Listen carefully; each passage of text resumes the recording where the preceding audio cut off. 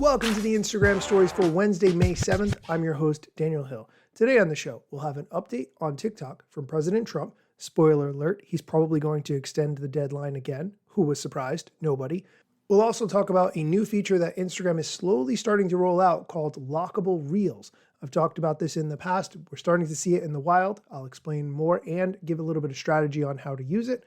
Additionally, we'll have an update from the YouTube team, and we'll hear some insights from a longer YouTube Creator Insider interview that I think you're going to really benefit from, especially when it comes to making short form video and general principles and rules to think about. All of that and more on today's episode, but first, here's a quick word from our sponsor. Welcome back. Let's start with the biggest news of the day, which has to do with TikTok and whether or not it's going to get banned in the United States. President Trump had an interview with NBC's Meet the Press, which aired on Sunday, where he said he'd give TikTok relief again if a deal isn't struck during the already extended time frame. President Trump said, quote, "Perhaps I shouldn't say this, but I have a little warm spot in my heart for TikTok," end quote. President Trump said he'd like to see a deal be made, but he'd be willing to give the Chinese-owned app a reprieve, despite not having made a deal with the platform's owner, ByteDance. President Trump also said in the interview that TikTok, quote, "will be protected," end quote. As a reminder, the Supreme Court upheld the ban on the TikTok app, but President Trump put in an extension of the deadline, allowing for the app to continue to be used until this is all sorted out. I will, of course, keep you posted, although frankly, I am tired of talking about this topic. Okay, let's move on to some meta news. The company has announced that it will host its annual Conversations conference in the United States for the first time, and Miami is going to be the host city. Meta's fourth annual Conversations event will be held on July 1st, and they will outline the latest updates in messaging, including business messaging opportunities. The quote from Meta, "Whether you're looking to fuel performance through deeper customer relationships and more valuable interactions, or optimize your customer communication strategy and streamline operations, this event is designed to help you achieve your goals," end quote. I will list a link for how to register in the show notes so that you can get signed up. Continuing with the meta news, let's move on to Instagram. Instagram has now launched its first official use of lockable reels. If you're not familiar, the concept behind a lockable reel is that you can share a reel to your followers and the broader Instagram community at large, but the reel can only be viewed if you type in a secret code. If you follow the music artist The Weeknd, you can go to his profile on Instagram and look at the latest reel that he's posted. It's a clip from his film Hurry Up Tomorrow, but it's hidden behind a lock code. You have to enter in the clean title for track 3, and then you can view the reel. I will link to this post directly in the show notes so you can check it out. And here's a little bit from the Instagram team explaining how this works. Quote, "The new Hidden Reels feature lets you unlock exclusive content with a password. Instagram is testing this feature as a way to let creators build excitement and buzz around exclusive content and to help people connect over shared interests and entertaining content in a new, if you know, way," end quote. As a strategy, I think this is a really interesting way to give your super fans or most loyal customers a chance to get some exclusive insider content. And maybe in that reel, you share a discount code or a pre-sale code or something else that they can take action on and to support your music or your business or whatever it is that you have. I think it's a really interesting way to experiment with what you can offer to super fans and then how you can springboard off of that. If someone is willing to figure out what a code is and watch a video and then take action on it, this is the kind of either loyal fan or super customer that you want to keep happy and keep engaged because they really like what you're doing and they're willing to put effort into it. I will link to all of this in the show notes. And if you want to see the clip on The Weeknd's profile, the code to view the reel will also be in the show notes. Okay, now let's move on to a quick update from the YouTube team who are talking about a feature in Studio Editor that's going to be removed. I think it's important to know about. Here's the clip. What's up, insiders? I'm Lauren, a program manager working on our product team here at YouTube and the producer of Creator Insider. So let's get into it. The Revert to Original feature in the YouTube Studio Editor will be deprecated in the coming months. This means you'll no longer be able to revert changes made using blur, trim, audio replace, or song erase. To secure original copies of your videos, you can download them before editing or use Google Takeout to download your previously uploaded videos. Okay, if you edit inside the YouTube Studio editor, you're going to want to know about that, so it's important. The rest of the clip has to do with the mid-roll ad changes. I don't want to talk about that anymore. I think we've covered that enough on this show. We're going to take a quick break. When we come back, Renee Ritchie from the YouTube Creator Insider team interviews someone from the YouTube team and a content creator about shorts and gives some strategies that I think are important to know. Stick around. Welcome back. I recently came across a really good interview on the YouTube @Creator Insider account and wanted to play some of the clips on the show. Renee Ritchie from the YouTube Insider team interviews Todd Sherman, who is YouTube's head of shorts, and they also have on Jenny Hoyos, who is a creator. I think I've seen some of her videos in the past before, but she explains some of the efforts that she puts into making videos and why she does things the way she does. And I think it's really good to get these insights because you can apply it to whatever video content you're creating, especially if it's short form. Here's the clip.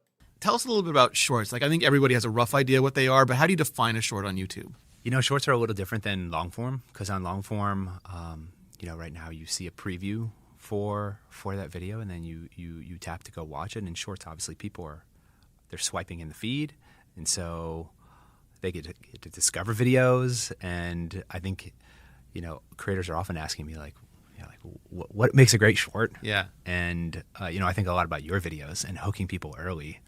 Like, how much time do you spend on that hook? Oh my goodness. Yeah, the hook is the most important thing. Like, if people aren't hooked, then they're not going to even see the rest of the video. So the hook is everything. If actually coming up with the hook doesn't take very long, because if it's a good hook, it's almost like it is the idea. The hook is my idea. So the hook comes before the idea. Sometimes I'll have an idea, but if the hook isn't good, I don't make the video. So it's kind of tough to gauge how long it takes to come up with the hook. But yeah, once we have a good hook, we know we should make the video, basically. Yeah. And how long do you think you have to really catch somebody based on your experience? Oh my goodness. It's literally the first frame. Like, I really do think you have 1 second to hook someone, especially on shorts. And so, are you giving them an idea, or are you setting an expectation? Like, what makes a good hook? Okay, yeah. I have a 3-step formula that I always do in my head when I come up with hooks. And the first thing is shock. I want some sort of shock factor. Ideally, it's a visual shock factor. And then I follow that by establishing expectations of what the content's going to be about. So, usually you give a little description of what you're going to do in the video.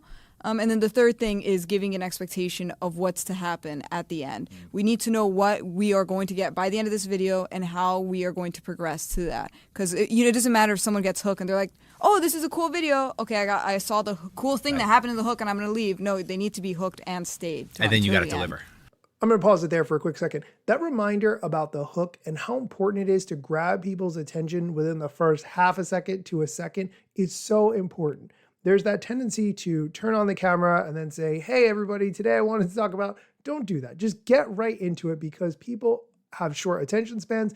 If you're watching short form content, you expect to get some kind of thing that makes you want to watch the video right away. I think we're all conditioned to that. And it's something that we can all improve on, myself included. In the next clip, Jenny Hoyos explains her thought process that goes into making shorts. And interestingly, it's not what you might think. You might think it's really important to tell an entire story in a short, but Jenny says that is not the case. Is that how you sort of think about it? Like, you want to tell a complete story in the time that you have? Yeah, I definitely want to tell a complete story, but also we don't want to get as much information in as possible in a short amount of time. Like, there are a few creators who think I'm going to be viral on shorts if I give as much information as possible in these 60 seconds, because people want to learn as much as possible. But then then you're just going to dilute your message. So I think it's all about just those quick moments, just keeping people entertained. And it's that's a funny joke. And on to the next video. That's what you focus on is the focus? Yeah, I say it's weird. I try not to think of like a whole story, rather like bits. And when I'm making shorts, but within those bits, there's its own story. That's what I think about. Okay, I'm going to stop it there for a quick second. In the last clip that I'm going to play, Jenny explains exactly how long it takes for her to make content. Whatever you think it takes her in the amount of time, you are wrong. It takes way longer. Here's the clip. You were telling us before, like what it takes for you to make a short Oh yeah, it's about an hour per second. per second. So 59.9 seconds is Exactly. that's a lot of hours. Exactly. But if it's only 15 seconds, maybe only 15 hours. Yeah. That's still an amazing amount of work. Like we're used to traditional entertainment thinking about like a lot of movies in terms of months to make hours, but like hours to make seconds is amazing as well. Yeah, it's actually scary when you think about it like that. Okay, I just wanted you to hear that part about how many hours it takes her to make these videos. You might get frustrated if you work on a video for a couple of hours and it doesn't perform that well. Imagine if you put in the amount of time that she's putting into it and then it still doesn't perform well, how frustrated you'd be. This is just part of the process. But I wanted to highlight how much effort goes into making high quality shorts, reels, TikToks, because I think it's a good reminder. That is going to do it for today's episode. If you want to hear the Wednesday Waffle, where I talk about another topic that is unrelated to social media, you can stick around after the break. As always, thank you so much for listening.